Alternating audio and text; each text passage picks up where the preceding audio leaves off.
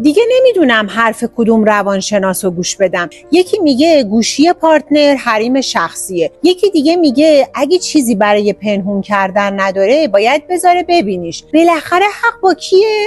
این سوالو خیلی از مراجعینم میپرسن و من میخوام یه حقیقت علمی مهم از دل 10 سال کار و تجربم تو زوج درمانی بهت بگم. واقعا وقتی گوشی همسر رو چک میکنیم داریم به خودمون کمک میکنیم یا به رابطمون ضربه میزنیم؟ روانشناسی رابطه میگه اعتماد با حرف زدن ساخته میشه. وقتی به جای گفتگو و درست کردن صمیمیت عاطفی سراغ گوشی میری، داری به مغزت یاد میدی که شک جای گفتگو رو بگیره و این یعنی رابطه تو با اضطراب میسازی و وقتی اضطراب تو رابطه باشه امنیت هم نداره، اعتمادم دنبالش از رابطه میره. پس مشکل هیچ وقت گوشی نبوده، مشکل اون لحظه‌ایه که دیگه برای ساختن صمیمیت وقت نذاشتید و گذاشتید سکوت بین دلهاتون فاصله بندازه.